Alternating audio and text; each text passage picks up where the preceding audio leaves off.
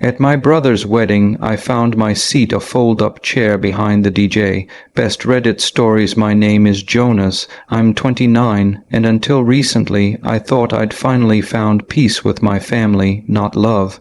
Not warmth, just peace, a cold, silent ceasefire where I kept my distance and they stopped pretending they cared, but that illusion shattered the day of my brother's wedding, a day that was supposed to be about unity, love, and celebration. Unless, of course, you're the family's designated afterthought. I hadn't even planned on going. I'd spent years away ever since I moved across the country for grad school and decided not to come home every holiday just to be treated like a burden. But when Liam, my younger brother, sent the invitation, I was surprised. It was formal, stiff, but it had my name on it, no +1, no little note inside, just my name, the venue, and the time. I wasn't expecting much. Still, something in me wanted to show up. Maybe it was guilt, maybe it was curiosity, or maybe, deep down, some foolish part of me thought they'd grown up, that they'd finally stop punishing me for not being the golden child. Growing up, Liam could do no wrong, straight A's, captain of the soccer team, the charming kid who could break a window and somehow still get praised for his spirit.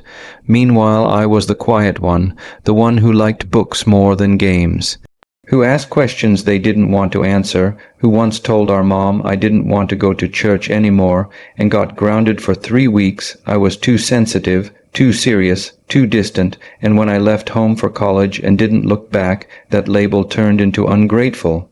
Still, I bought them a gift, not just any gift, something meaningful, a custom hand-carved dining set I'd commissioned from a local artisan near where I live now, 6 chairs, a heavy oak table, their initials engraved in the center.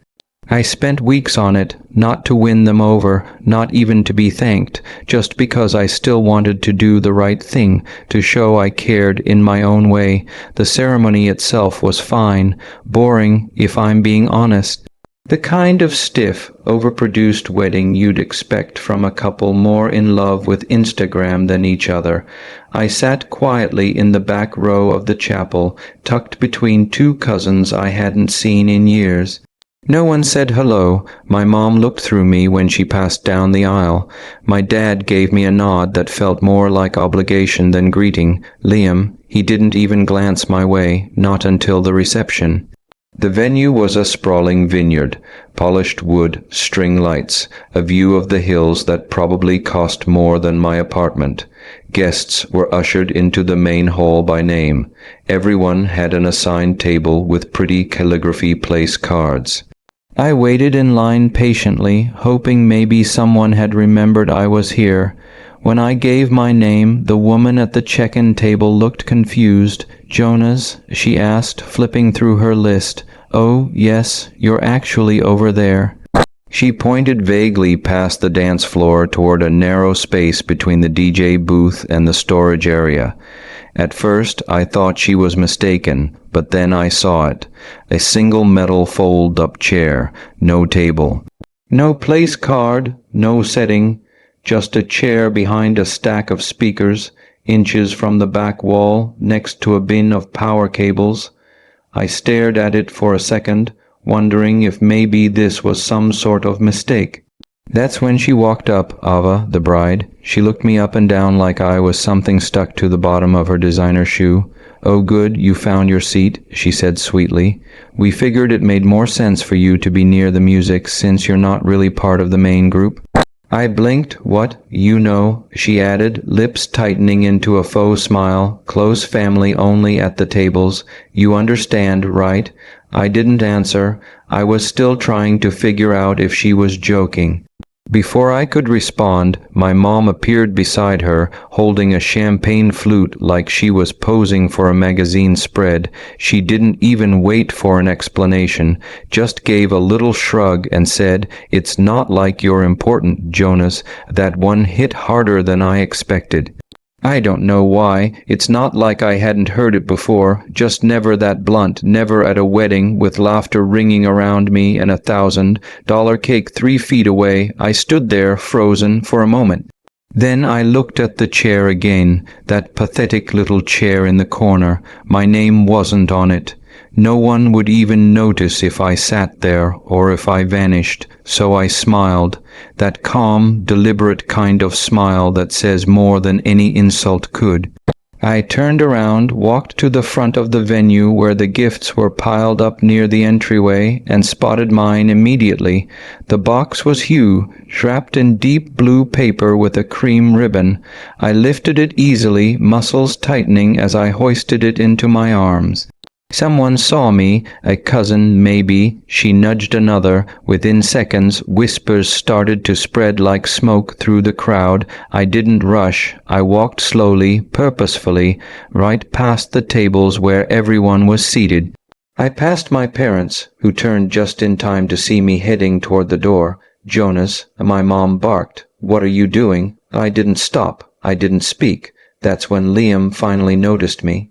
He was mid-conversation, drink in hand, grinning at one of his groomsmen, but his eyes flicked to the gift, then to me, and his brow furrowed. "Hey," he called, "what are you?" But before he could finish, I reached the threshold of the hall. The music, which had been thumping some overplayed wedding anthem, suddenly cut out. Silence poured in like cold water. I turned slightly, just enough to meet his gaze. "You're right," I said clearly. "I'm not important, so I'll take back what I brought." Gasps, a few stifled laughs. Chairs scraped the floor as people twisted to watch. I didn't wait to see their reactions, and that was the moment everything began to unravel.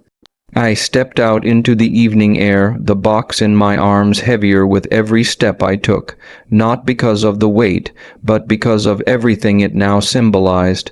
My breath came slow and steady, but my mind was on fire. Not with rage exactly. It wasn't even sadness anymore.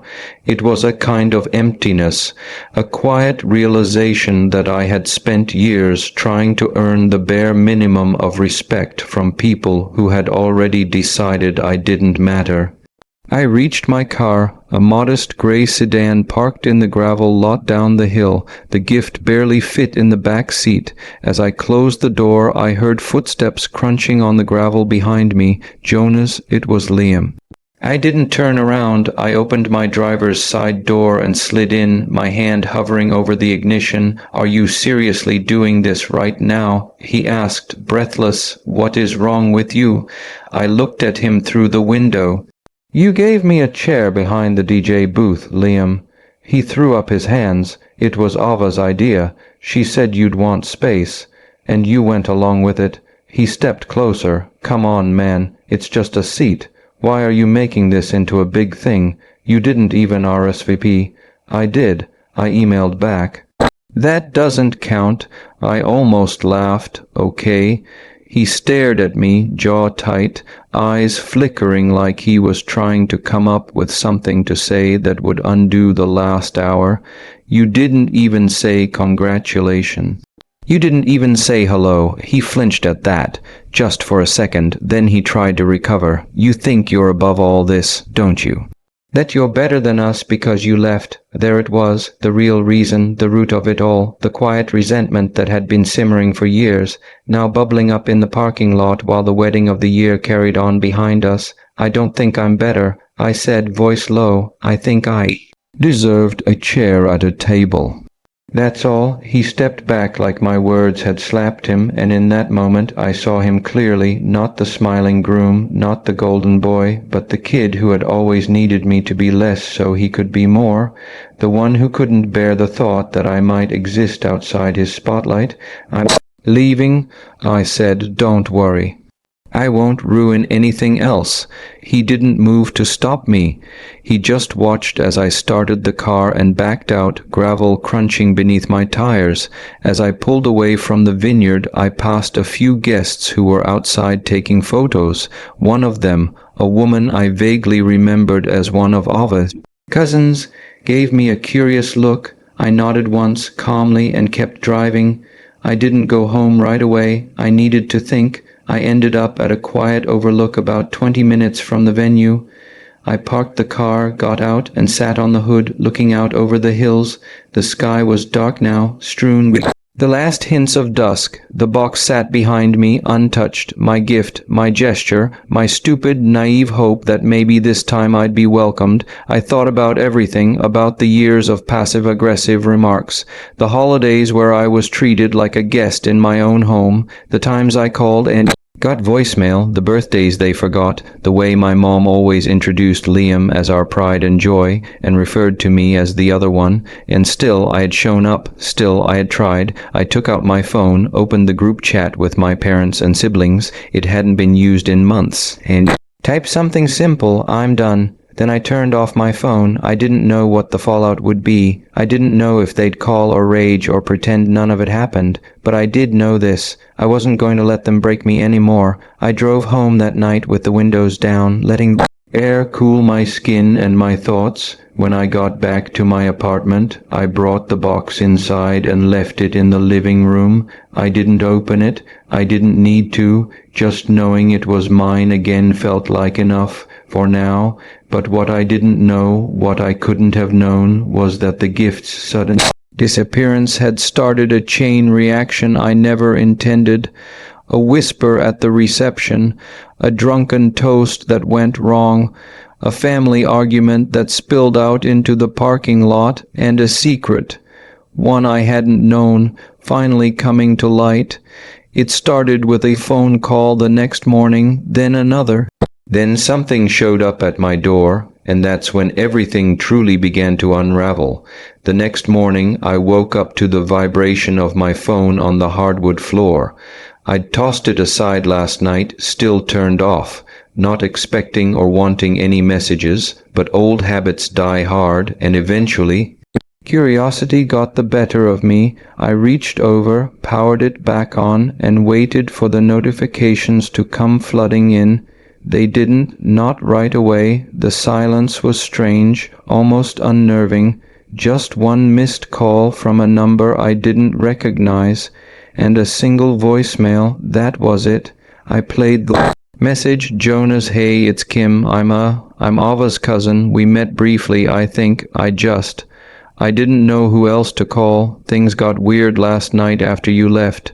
You should probably know what's going on. Call me when you can. Weird, that was the word she used. Not dramatic, not explosive, just weird. I sat up in bed, my heart starting to do that slow, anticipatory thump it does before a storm rolls in. I didn't call her back right away. Instead, I got up, made coffee, showered, and tried to shake the feeling that something had slipped out of place. It wasn't until noon that my phone started buzzing again. First, it was my Aunt Miriam, one of the few relatives I actually liked, texting me a single line, "Your mom is in damage control mode." "You okay?" Then came my cousin Stephen. "Yo, that thing you said last night about not being important, that hit hard, man. I think you lit a fuse." And then finally, the one I wasn't expecting. My dad, call me. That was it. No punctuation, no please. But something about it made my stomach twist. I didn't call any of them. I called Kim. She picked up on the first ring. "Oh my God, Jonas." "Thank you. I wasn't sure you would." "What happened?" I asked, skipping past the pleasantries. She exhaled. "Well, you leaving with the gift, that didn't go unnoticed. At first, people thought it was just some kind of joke. But when the music stopped and you made that comment, honestly, half the room was stunned. Your mom looked like she'd swallowed a lemon. I figured. I said flatly. But then, she continued, her voice lowering, "Ava made this weird comment about how she told you not to expect a seat. And someone, I think it was her uncle, asked what she meant, and she didn't hold back." I was quiet, letting her go on. "She basically said you were just the difficult sibling, that you always make things about you, and that the wedding wasn't the place for broken family stuff." She said it like she was proud of it. I didn't respond. My jaw was tight. "And Liam," she added. "He tried to laugh it off, but then your cousin Ryan, the one from Seattle, he stood up at the table and said, 'Wow, you all really did Jonas dirty.' And then, I don't know, it was like someone knocked over the first domino.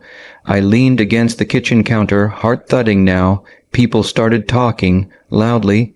'Your Aunt Miriam got into it with your mom.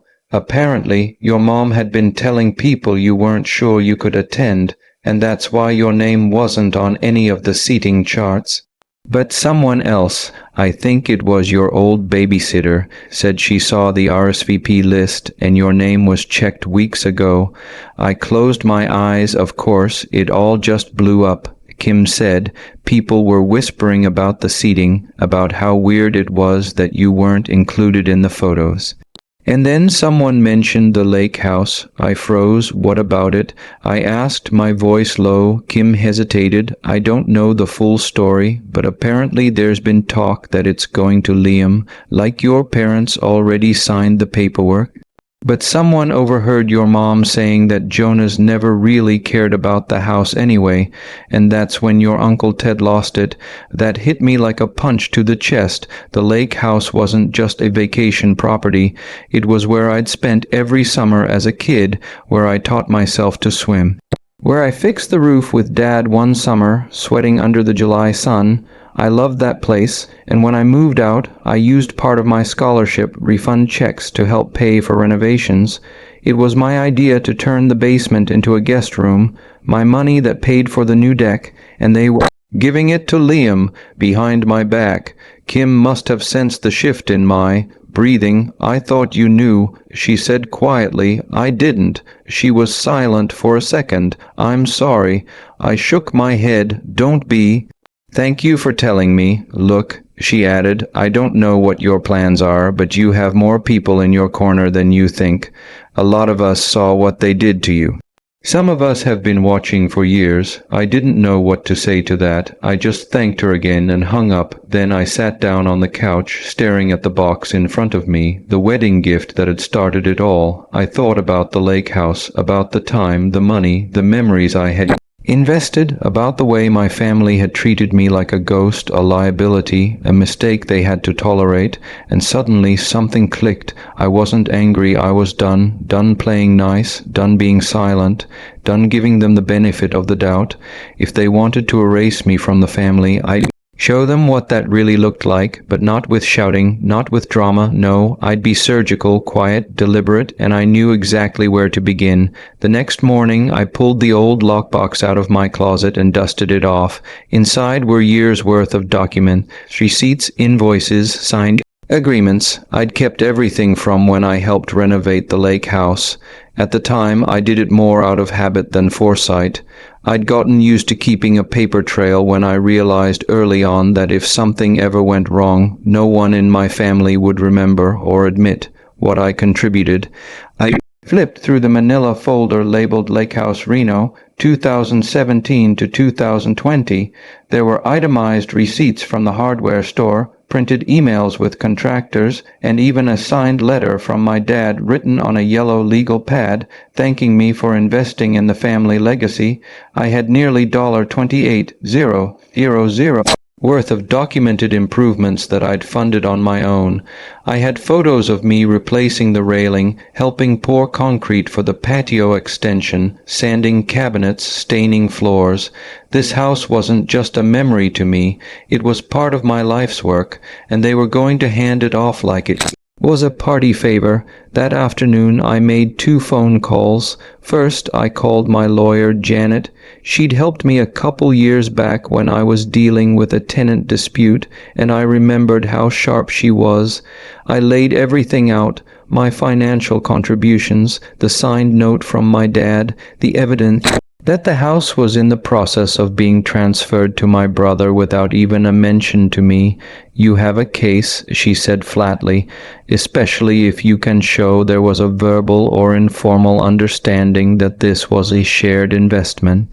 That letter might be more valuable than you think. Then I called a locksmith in the area of the lake house. Hey, I said, keeping my voice neutral, I need the locks changed on a property I have partial investment in. Got all the paperwork, receipts, and legal docs. Can you do it by the weekend? He could, Saturday at 9:00 a.m. The wheels were in motion. I didn't announce what I was doing. I didn't post on Facebook or send any dramatic family texts. I let the silence simmer. I ignored my dad's second and third texts. I skipped my mom's guilt-trippy voicemail, "You embarrassed your brother." And for what? A chair.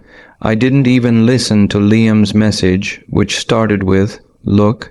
I didn't know how bad it looked, okay, and ended with something about just wanting peace. They didn't want peace, they wanted silence. That Saturday, I drove out to the lake house, a place I hadn't seen in nearly 2 years. It looked just like I remembered, peaceful, a little worn down from the weather, but still, ours, mine. New deck I helped build was still solid, the stairs didn't creak, the door still had the same rusty screen hanging from one hinge. It was beautiful in its own broken way. The locksmith met me at the driveway. I handed him my ID and a stack of papers proving my involvement and contributions. He glanced through them and nodded. "Fair enough," he said. "Let's get started." An hour later, the locks were changed. The house was mine again, at least in the only way that mattered. Inside, I took photos of everything, every fixture I'd paid for, every upgrade I'd made. I even found the framed family photo they kept on the mantel, the one from 2012 where I'd been cropped just slightly off-center like an afterthought. I smiled at it and put it in a drawer. That afternoon, I drove straight to Janet's office and handed over the file. "I'm not looking to destroy them," I said, "but I want what's mine. I want acknowledgement, and I want it on paper." She nodded. "We'll file a motion for partial ownership and compensation for property improvement. If they try to sell or transfer the title, we'll file an injunction.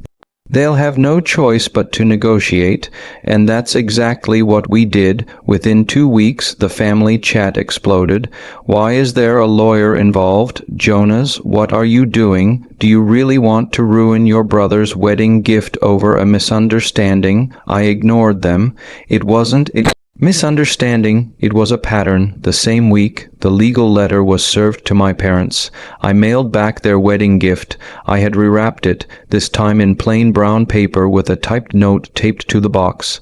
It read, "You said I wasn't important? This is me believing you." Then I blocked their numbers. The negotiations took 2 months. At first, my parents insisted I was being dramatic, that I had no right to the property, that my contributions were just help and not investment, but the documents were clear, the photos were time-stamped. Letter from my dad, his own words in his own handwriting, became the final nail. Janet was a shark. Calm, methodical, and merciless when she needed to be.